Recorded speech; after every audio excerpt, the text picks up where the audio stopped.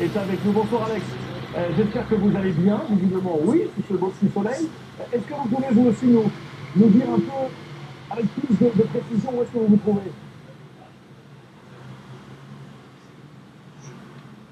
Bonsoir messieurs, eh bien écoutez, moi je suis comme un poisson dans l'eau, si vous me permettez l'expression, avec les joueurs d'Évian.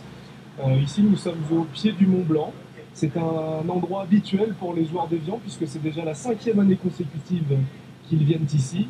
Un endroit qui n'est pas vraiment dépaysant non plus puisqu'on est à moins de 100 km de Thonon, le lieu habituel d'entraînement de l'équipe que nous suivons actuellement. Je regardais ces images avec vous. Alexandre, lapsus de ma part, a bien entendu, me gêne en France. J'ai parlé de la préparation des Hauts-Savoyards qui étaient également passés en Suisse. Rectificatif, pardon, vous l'aurez bien compris dans ce direct.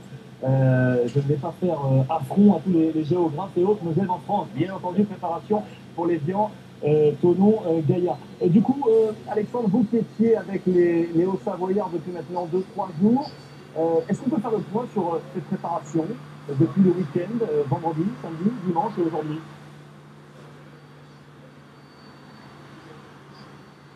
Eh bien écoutez, ce week-end a surtout été marqué par le premier match de cette préparation d'avant-saison pour les Hauts-Savoyards.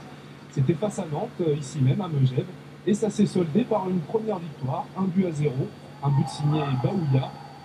Et c'est une victoire qui permet donc aux joueurs d'Évian Thonon Gaillard de lancer au mieux leur préparation et de reprendre dès aujourd'hui le chemin de l'entraînement avec 2 séances programmées, une cet après-midi qui était axée surtout sur du jeu, sur des combinaisons devant le but, du travail offensif. Et puis ce matin, une séance plus légère avec des tennis-ballons, avec du renforcement musculaire, à nouveau de la circulation de balles. Et vous allez voir un Pascal Duprat qui était, lui, très concerné par le tennis-ballon. Je vous propose de regarder ça. On est là pour faire frappe. Bien vu, voilà. Super. Voilà. Qu'est-ce que t'en penses?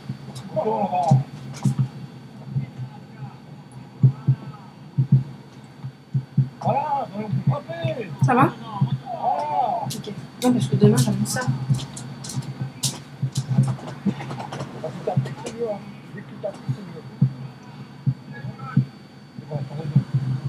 Il est chaud aussi, Pascal Duprat. On avait vu Claude Puel en tennis-ballon, on en avait l'habitude, qui est plutôt ultra tendu. On a découvert ce soir Pascal Duprat, les experts, pas mal. Transmettre voilà, la rage de vaincre, à tout moment, encore une fois, que c'est le tennis-ballon, les petits matchs, pour essayer justement de mettre cette valeur-là en son. Patrice Evian, à la lecture de la saison passée, quelles sont les chances Evian, pour Evian de bien figurer dans ce nouveau championnat? Alors bien figurer, je pense que l'objectif il est le même que celui de la saison dernière, hein, ça va être le maintien, sauf que quand même ce parcours en Coupe de France, donc il y a des éléments qui continuent de grandir et puis qui continuent de faire qu'ils n'ont finalement pas spécialement de pression. De toute manière, l'objectif est complètement simple, clair et bien établi pour tout le monde. Donc au contraire, de se dire que c'est une nouvelle année de plaisir, entre guillemets, qui peut aussi s'ouvrir pour eux, parce qu'ils auraient pu, ils ont quand même frôlé évidemment la descente. Donc je pense que ça, ils l'ont en tête et que ça devient une force ensuite pour la saison suivante.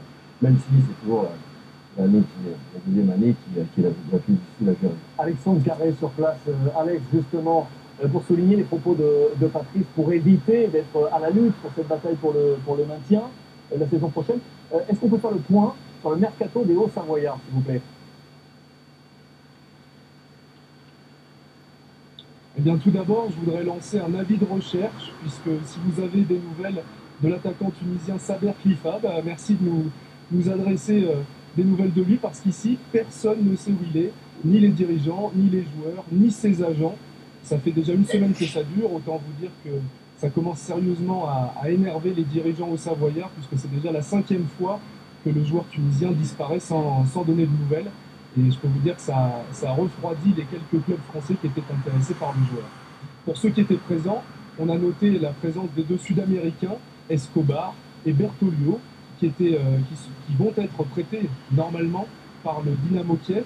Mais on attend toujours ici les derniers documents en provenance d'Ukraine qui permettraient de finaliser ces 2 prêts.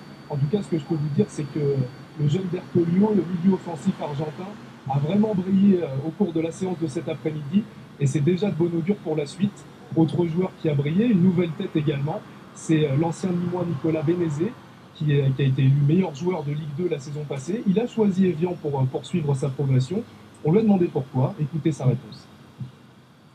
Le discours du coach m'a plu. Voilà, il m'a montré son projet, il m'a parlé de ce qu'il voulait faire avec le club et tout. Moi, ça m'a plu.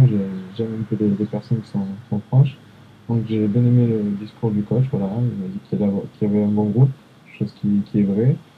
Que voilà, l'ambiance était bien, que tout ce que lui allait dire, il allait le faire. Donc, c'est pour ça que je suis venu ici. Bénézé qui rejoint donc Evian Thonon-Gaillard pour poursuivre sa progression de footballeur professionnel. On va remercier Alexandre Carré sur place à Megève. Merci beaucoup Alex, on va se retrouver demain. Et je vous le rappelle, nous suivons absolument tous les clubs de Ligue 1, les 20 clubs. Nous sommes ensemble maintenant depuis 3 semaines. Nous allons accompagner tous les clubs français engagés dans cette grande